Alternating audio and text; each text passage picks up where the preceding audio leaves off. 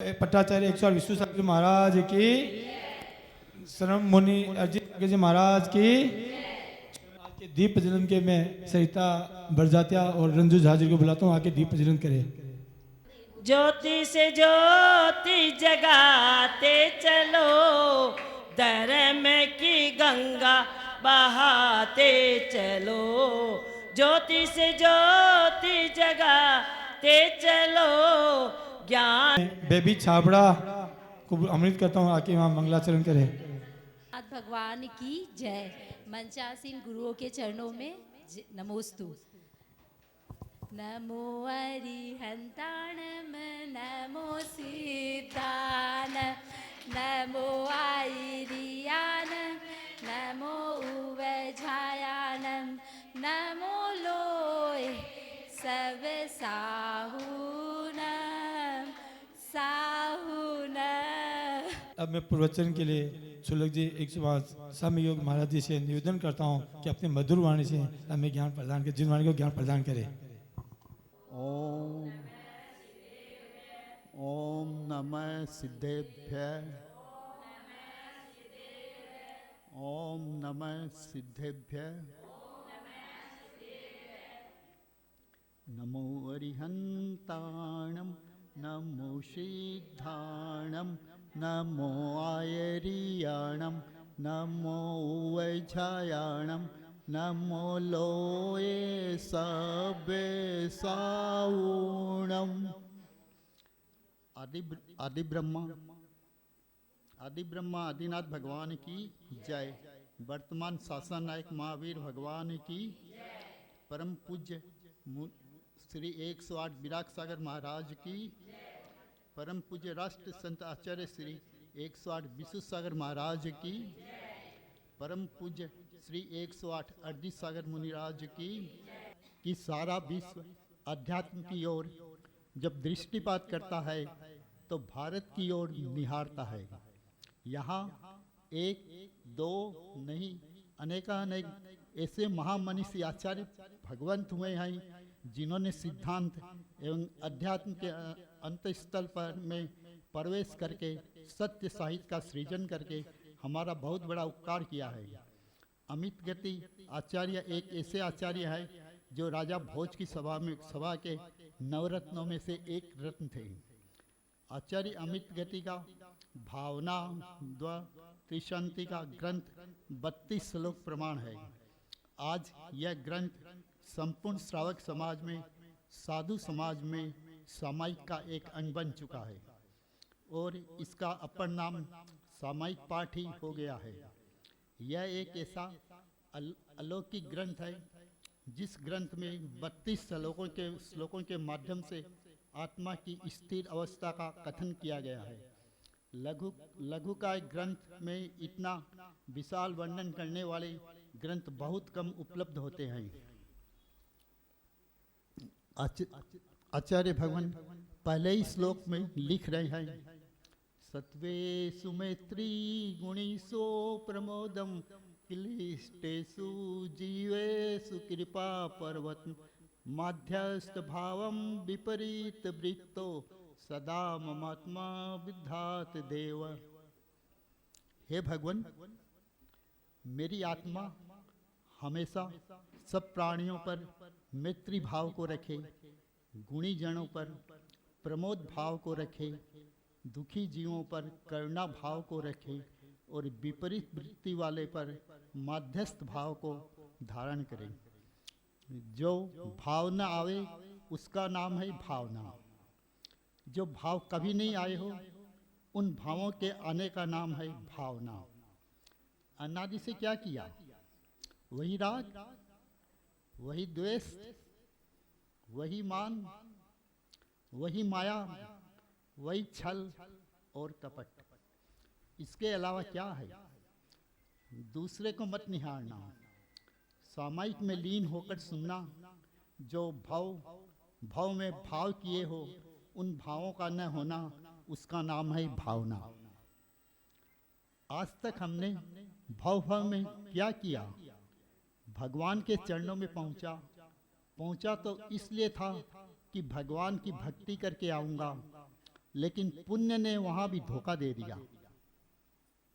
भगवान की वंदना करने के लिए गया था और वंदना करके जैसे ही मुड़ा 10 लोग माला हाथ में लिए खड़े थे और जैसे ही माला देखी तो भाव बदल गए। जो मान खोकर गया था वो मान ही मंदिर से माला के रूप में लेकर पहुंच गया। हे पुण्य, तूने मुझे धोखा दे दिया। पुण्य के स्थान पर हम पूजा करवाने नहीं गए थे, पूज्य के स्थान पर हम पूजक होने गए थे, लेकिन पूजा ने क्या किया, पूज्य गौण हो गए और मेरी पूजा प्रधान हो गई।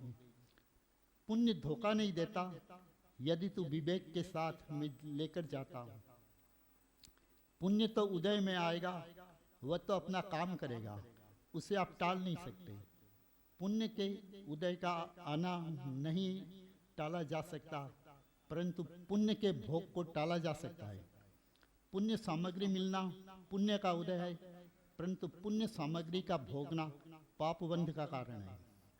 पुण्योदय होना पूर्व पुण्य कर्म का उदय है, परंतु पुण्य को भोगना या नहीं भोगना यह मेरा पुरुषार्थ है। अपने पुण्य को भोगों में नहीं, भगवान की भक्ति में लगाएं। यही मानव जीवन की सार्थकता है। इस पंचम काल में मेरे पूर्व भाव का पुण्य से मेरा जन्म, पूर्वोत्तर के जैन कुल में मेरा जन्म हुआ। पूर्वोत्तर में जैन साधुओं का आना बहुत ही दुर्लभ है। पूर्वोत्तर प्रांत में जैन धर्म न के बराबर है। जीवन के 64 साल धन के मार्ग पर गंवाने के बाद खारूपेटिया में 2023 में फागुन की अष्टानिका में पूज्य गुरुदेव का प्रथम दर्शन प्राप्त हुआ और ऐसा लगा कि मैं तीर्थंकर महावीर के समोसरण में श्रावक दीर्घा में अग्रपंक्ति में बैठा हूँ। पूज्य गुरुदेव की दिव्य वाणी मेरे कानों में आई। उसी समय मेरी अंतरात्मा से आवाज आई, मेरी मंजिल मुझे मिल गई।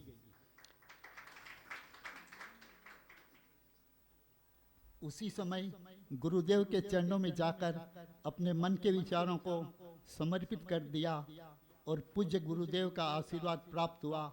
आज मेरे पैंट शर्ट उतर गए और मैं इस भेष में आपके सामने बैठा हूँ।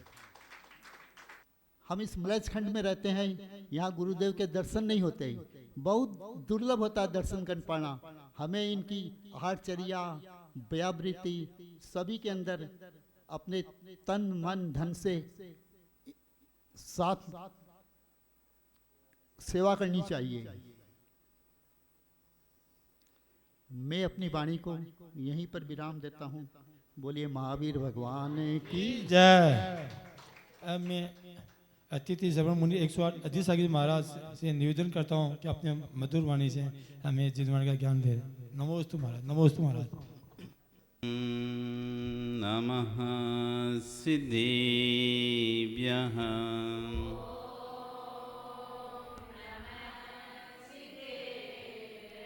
ॐ नमः सिद्धेभ्यः।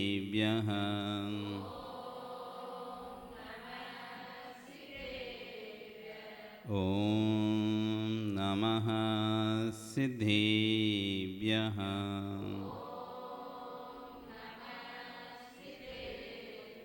तिर्यणि खग्गिणाय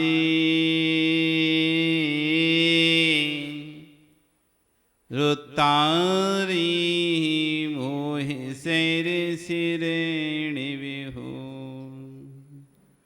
आयरी राव पस्यो परवादिन्यो भवेछि लोये। नमो अरिहन्ताणं नमो सिद्धाणं नमो आयरीयाणं नमो वज्रायाणं नमो लोये सव्यसाहुणं। बोले अनंत अनंत से परमेष्ठी भगवानी की, आदिरम आदिनाथ भगवानी की, वर्तमान शशनि महावीर भगवानी की, आचार्य श्री कुलभद्र स्वामी महाराज की, गणाचार्य आचार्य विराग सागर जी महाराज की, आचार्य गुरु श्री क्षण विश्व सागर जी महाराज की, अहिंसा में विश्व धर्म की।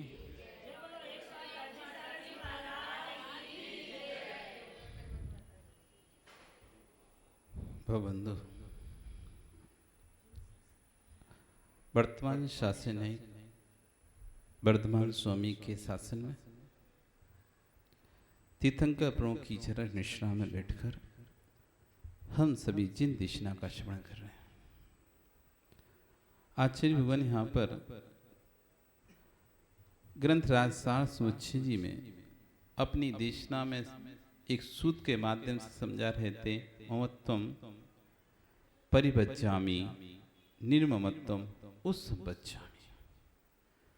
खंड पर खंड बनाए चले जा रहे हैं, राग पर राग जोड़े चले जा रहे हैं, पर ये बोध ही नहीं है कि जो हम संचय कर रहे हैं वो हमारे साथ जाएगा ही नहीं। इतना संपत्ति, इतनी वस्तुएं हमने, एक भजन गाए थे ना माँ, एक ठिकाना पल भर का नहीं है और खजाना 100 वर्षों का है। संपत्ति 100 वर्षों की है, जोड़ के रखिए, लेकिन ठिकाना पल भर का हमारा नहीं है।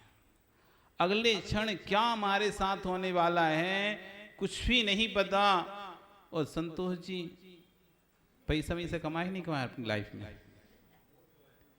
पैसा कमाए कि नहीं? मकान बनाए कि नहीं बनाया? पैसा नहीं कमाया, मोली मार्क रुपया कमाया। रुपया कमाया क्या? मकान बनाया क्या? बनाया था ना। जीवन की मेहनत की एक एक पाई पाई आपने इसमें लगा दी, लगाई कि नहीं लगाई?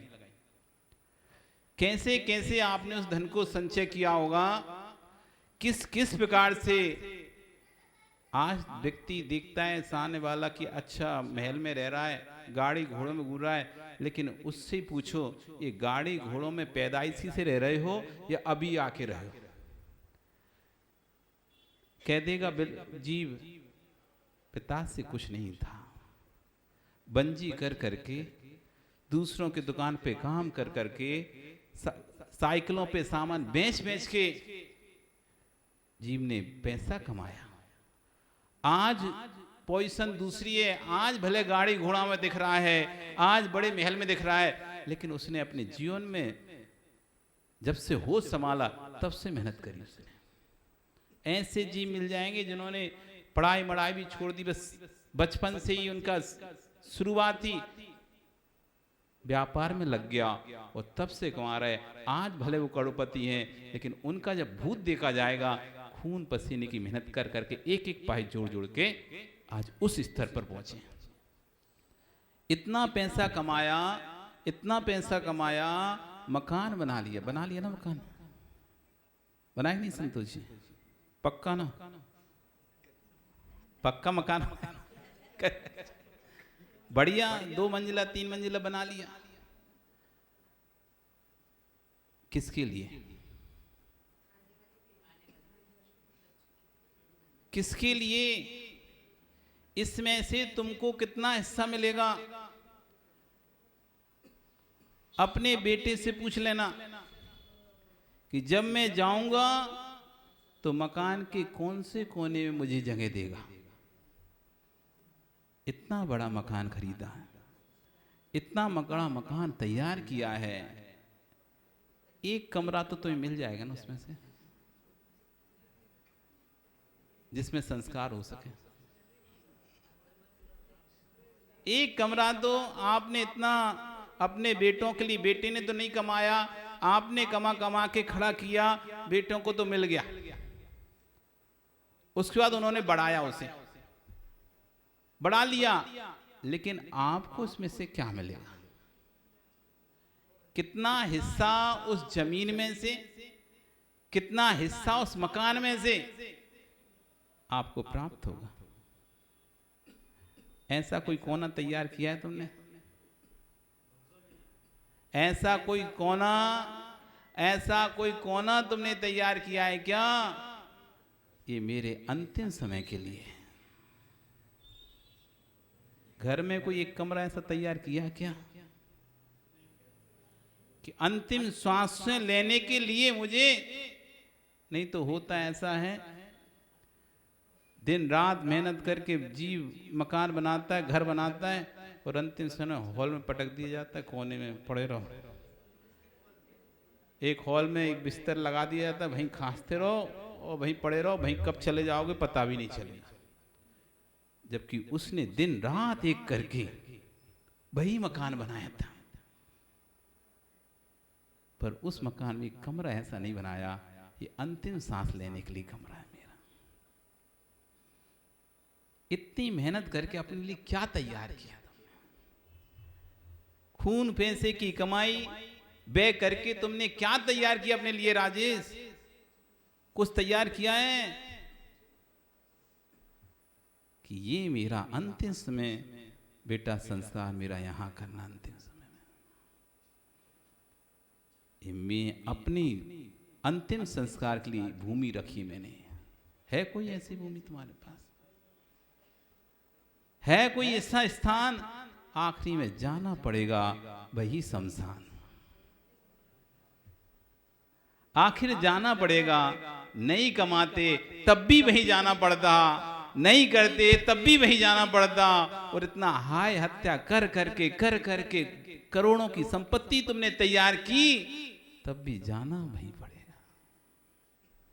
कुछ है ऐसी व्यवस्था कि देखो महाराज, हमने अपनी व्यवस्था की है, मैं शमशान नहीं जाऊंगा?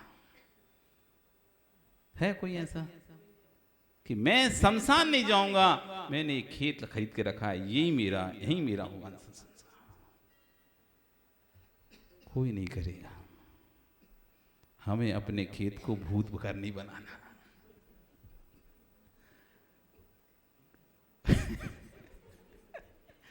कितना ही तुम्हें प्यार करता हो बेटा, कितना भी प्यार करते हो बहू, कोई भी कितना प्यार करता हो, लेकिन आपको वो अपने घर में स्थान नहीं देंगे।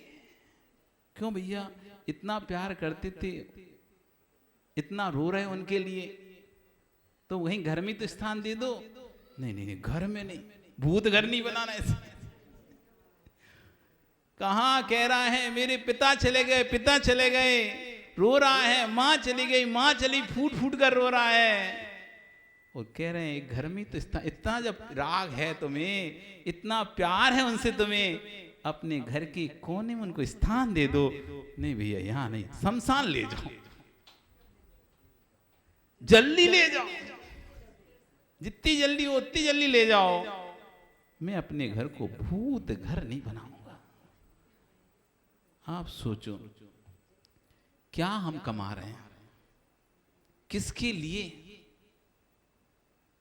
जिस पैसे का एक पैसा भी हमारे उपयोग में नहीं आ रहा है, उस पैसे के राग में ना जाने कितने जीवों की हमने हत्या की है। उस पैसे के राग में ना जाने कितने जीवों से हमने झूठ बोला है।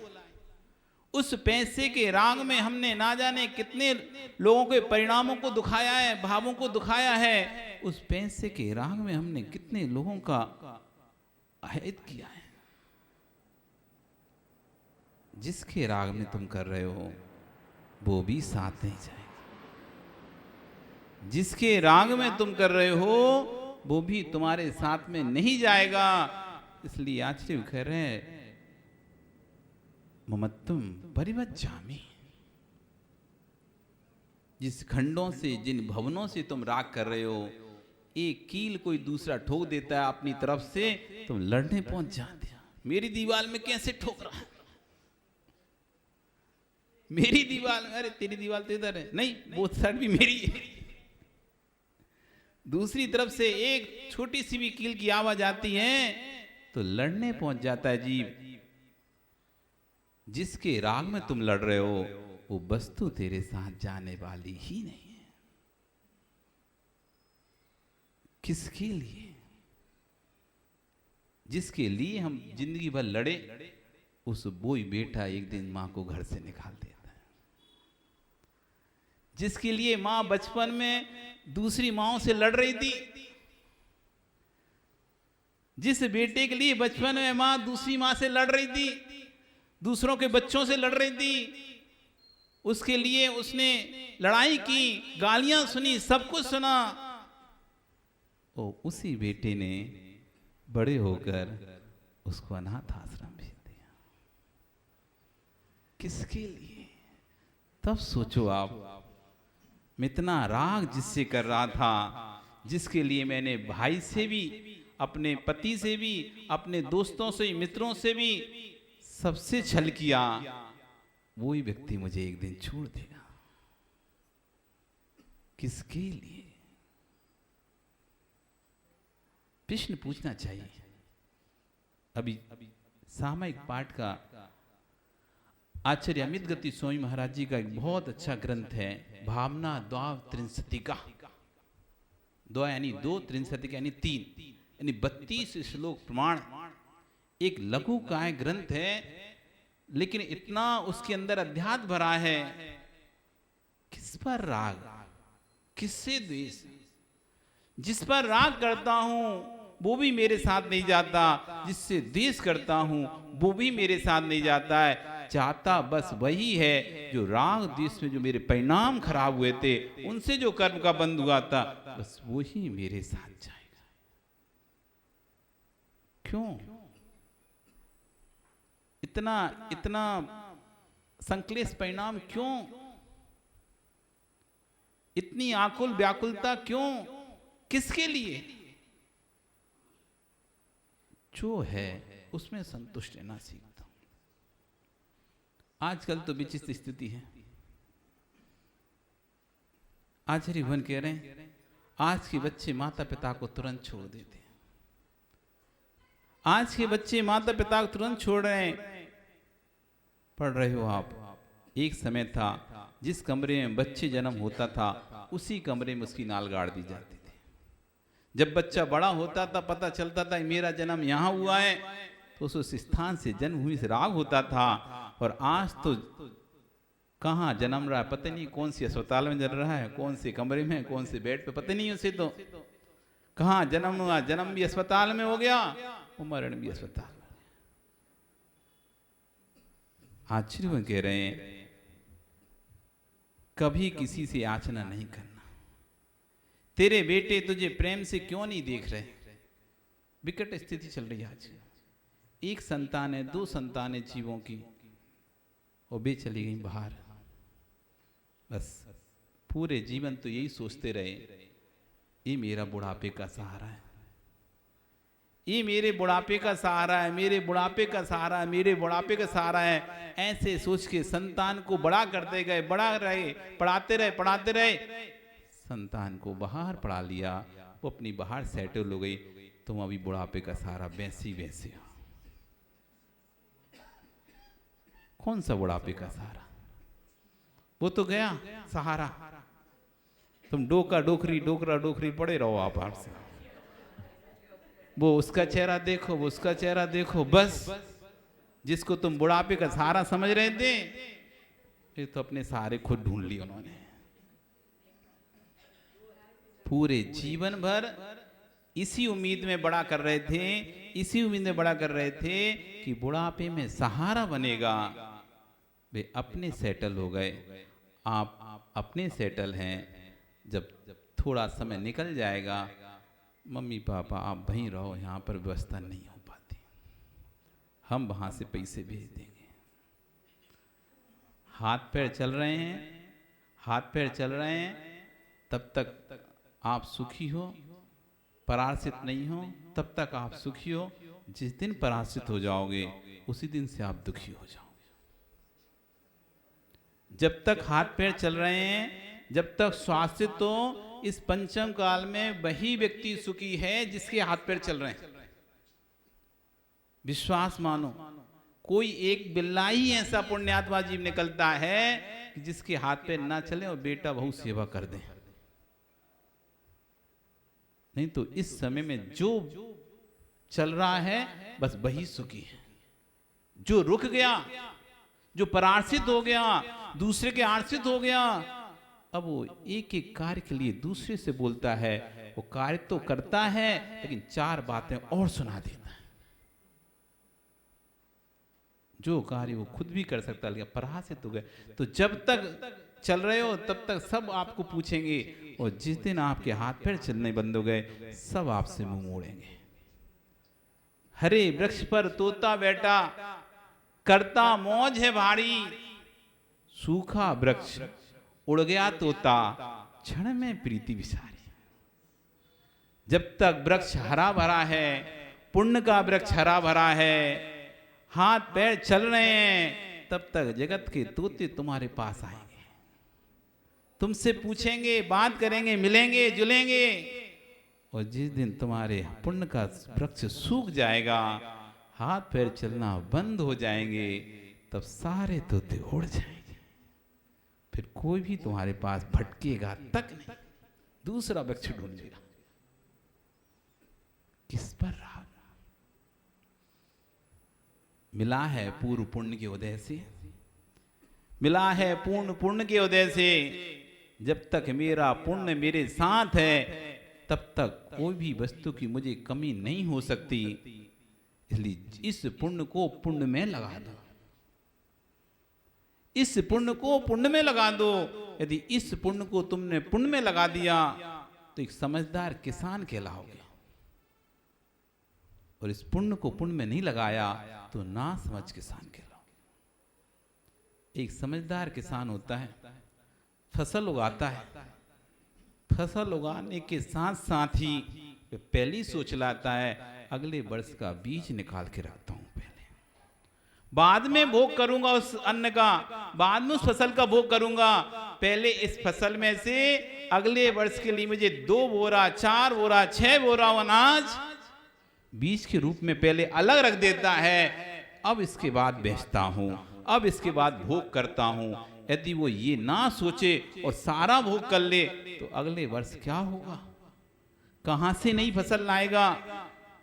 इसलिए पहले ही अलग सुरक्षित करके, ये बीज का गेहूं है, बीज का चना है, बीज अगले वर्ष के लिए मुझे बीज के लिए लगेगा, पहले से उतना हटा दिया। अब जो शेष बचा है अब इसका मैं भोग करता हूं, जैसे अगले वर्ष मुझे किसी के आगे हाथ फैलाना ना पड़े। ऐसी समझदार पुण्यात्मा जीव होता है, वो अपने अगले भव की व्यवस्था पहले कर लेता है कि आगे के भव में मुझे किसी के सामने हाथ फैलाना ना पड़े। ये हाथ देने के लिए ही उठें, किसी के आगे मांगने के लिए ना उठें। मांगने से मरना भला, किसी के द्वारे पर मुझे मांगने ना जाना पड़े। आज देखो ना मांगते हैं, उनकी क्या हालत है। एक कलशी आटा दे तो उसमें कि चलो आगे बढ़ो, हो गया, धुतकार देते हो। एक कलशी आटा मिलता है, 4 बातें भी और सुनने मिलती हैं। ऐसी मांगने वाली प्रयास नहीं चाहिए तुम्हें, तो अपने बीज को सुरक्षित कर लो, अपने पुण्य के रहते हुए अपने पुण्य को सुरक्षित कर लो। जो व्यक्ति पुण्य के रहते हुए पुण्य को सुरक्षित कर लेता है, वो भविष्य में फिर कभी किसी के सामने हाथ नहीं फैलाता है। जो पुण्य के रहते हुए पुण्य को सुरक्षित नहीं कर पाता, वही दूसरों के सामने हाथ भीख मांगता है। किसके लिए? ये सब मैं जो कर रहा हूं, संतोष जी बैठकर सोचना, जीवन के इतने निषेक मैंने निकाल दिए, इन निषेकों में मैंने जो भी कमाया है किसके लिए? यदि पाप निरोधन्यो संपदा किम प्रयोजनम अत पापाश्रवस्तन्या संपदा किम प्रयोजनम। यदि पाप का निरोध हो गया है तो संपदा की क्या आवश्यकता है, और पाप का आश्रव जारी है तो संपदा से क्या फायदा है। सामने वाले का पुण्य है, वो अपने पुण्य से कमा के खा लेगा। यदि उसका पुण्य नहीं है, तुम कितना भी जोड़ के रख जाना, वो सब मिटा देगा। जीवन कितने निषेक तो मैंने निकाल दिए, अब बाकी के बचे खुचे निषेक किसके लिए दे रहा हूं मैं? कभी विचार करना, मैं भी एक आत्मा हूं, दुनिया के ऊपर तो दया करता हूँ, वो देखो कितना गरीब है, वो कितना दुखी है, ये सब तो दया आती है। कभी अपनी आत्मा पे भी दया करो कि देखो ये आत्मा कितने कर्मों से लिप्त हो चुकी है। अब अभी से, जब बचपन से लेके, जब से जवानी से लेके बुढ़ापे तक, मैंने अभी तक इस आत्मा के बारे में एक बार भी नहीं सोचा। अब तो सोच लो। जैसे माताएं कहती हैं, जब बच्चे निकाल देते हैं, बच्चे वो तो कहते हैं कि देखो पूरी जवानी तो बच्चों के बारे में सोचे, अब तुम्हारी बात मान लो। जब घर में, कई घरों में ऐसा होता है ना, संयुक्त घर होता है, बाद में अलग अलग होता है, तो माता आप अपने पति से बोलते हैं कि देखो पूरी जिंदगी आपने मेरी नहीं सुनी, अब देखो आ गए ना रोड पर, हो गया ना धोखा। तुम विश्वास कर रहे थे भाइयों पर, विश्वास कर रहे थे इन पर, देखो उन्होंने धोखा दे दिया, सारा अपने नाम लिख लिया और तुमको निकाल दिया। अब तो मेरी बात मान लो, पूरी जिंदगी मेरी बात नहीं मानी। तब वो रोता है, हाँ हाँ मैं तेरी बात मान लेता उस समय, तो शायद आज ये स्थिति नहीं देखनी पड़ती। ऐसी अपनी आप की आत्मा बिलख रही है, रो रही है। पूरे पर्याय के निषेध आपने कसायों में निकाल दिए, पूरे पर्याय के निषेध आपने राग द्वेष में निकाल दिए, कितने कर्मों का बंद करवा दिया। अब ये आत्मा करी, अब तो परमेश्वरे, अब अंतिम समय है, थोड़े से निषेध बचे हैं, कब ये निषेध तो मेरे लिए दे दे, अपने कल्याण के लिए दे दे। अब किसके लिए कर रहा है? पूरा जीवन तो दूसरों के लिए निकाल दिया, दूसरों की इच्छा पूर्ति में निकाल दिया। अब जो बचा है कम से कम वो कल्याण में निकालना। कुछ नहीं है, कितना भी कर लो किसी के लिए, एक गलती होगी सब खत्म। तुम कितना भी कर लो, तुम सोने जैसे बन जाओ, कितना भी किसी को उपकार कर लो, पूरा लुटा दो, सब कुछ कर दो, दिन रात मेहनत करके, कुछ नहीं है, एक गलती होगी सब खत्म, तुम्हारा पुराना सब खत्म, बस वो गलती याद रह जाएगी। जो भी आपने अच्छा किया है, दिन भर मां मेहनत करती हो, रात में यदि थोड़ा जोर से बोल दो तो दिन भर की मेहनत किसी को याद नहीं रहेगी। अरे ये देखो चिल्लाई आज रात में, सुबह से मेहनत किया था उसका कोई कीमत नहीं, रात में आते आते आखिरी बस सोने वाले थे, इतने में एक गिलास पानी किसी ने मांग लिया। अब आप दिन भर से आप थके हुए थे, आप चिड़चिड़े हो गए थे, थके थके हो गए थे, और अब एक लास्ट का गिलास तुमने इतना से बोलो उठा के ले लो ना, अब एक भी नहीं ले पाओगे क्या तुम? बस इतनी सी क्या बोली, और पूरे दिन भर का जो किया धरा सब मटिया मेट हो गया। और क्या हो गया देखो तो, चार एक काम क्या करती, चार बातें और सुना देती। इससे अच्छा कर भी मत कर, हम ही कर लिया करेंगे। क्यों करते हो, हम ही कर लेंगे, ये और सुनने मिल गया। इतनी सी देर जो किया था उसकी सारी कीमत खत्म। इसलिए किसके लिए कर रहे हो? थोड़ा अपनी आत्मा के लिए भी सोचो कि मेरी आत्मा का अकल्याण ना हो, मेरी आत्मा दुर्गति में ना जाए, इसलिए अब मुझे इसके लिए भी करना है। सबके लिए किया पर इसके लिए कभी नहीं किया, अब सबके लिए विराम दो, अब इसके लिए काम चालू करो, तब तो ये मनुष्य जन्म सार्थक है। नहीं तो फिर अंतिम समय में हाथ में सिर्फ पछतावा रह जाएगा। काश मैं उस समय महाराज की बात मान लेता और अपने बारे में सोच लेता, तो आज ये दिन ना देखना पड़ता। देखो इन्होंने मान ली बात हमारी, मान ली तो आज देखो मजे से बैठे, आज मजे से बैठे हैं, नहीं तो बाजार में थैला लेके सब्जी खरीद रहे होते। क्या करते, घर में रहते तो क्या करते, घर के काम करते, बाजार से सामान लाते, ये करते वो करते, और आज बात मान ली तो देखो मस्त बैठे। तुम लाओ सब्जी हम तो खाएंगे, तुम सामान लाओ हम बस। इसलिए अभी भी संतोष जी मन बना लो। क्या है, छोड़ो देवी का राग, देवी के बेटों का राग भी छोड़ो, देवी की बहू का राग भी छोड़ो, ताती ताती गरम गरम बहुत सारी बहुएं बना के खिला देंगे, तुम चिंता क्यों करते हो? एक बहू छोड़ोगे बहुत बहुएं खिलाएंगी तुम, एक छोड़ोगे बहुत बहुएं खिलाएंगी। इसलिए अब अपना कल्याण चालू करो, अब अपना कल्याण करो। बहुत हो गया। कहाँ गए भैया अशोक जी? वे तो ऐसे बैठते दिखते नहीं हमें, तो कहीं हमें अब काय की चिंता है? करो अपना कल्याण। देखो कहीं मैं महाराज ना बन जाऊं, ये से डर लगता है। अरे कपड़े निकल जाएं, इससे अच्छी बात और क्या होगी? भावना भाव, एक भाव ऐसे आ जाए, बस एक बार एक भाव आ जाए, ये कपड़े उतर कर फेंक जाए। एक बार चाहिए, बार बार नहीं चाहिए, फिर तो हम संभाल लेंगे। आपका समय हो गया। ओ निरंजन जी, अब कुर्सी उठा के लाए, आप क्या ही, अब समय हो गया, अब आप आए। क्या करें? वर्षगांठ क्या मना रहे थे? सालगिरह मना रहे थे क्या? सोच लो, जो गलती तुमने 60 साल पहले, कितने साल पहले करी थी? 40 साल पहले, 40 साल पहले करी थी, आज उसकी याद कर रहे हो कि कहाँ से थी, नहीं की होती तो हम भी कहीं साधु बनकर बैठे होते हैं।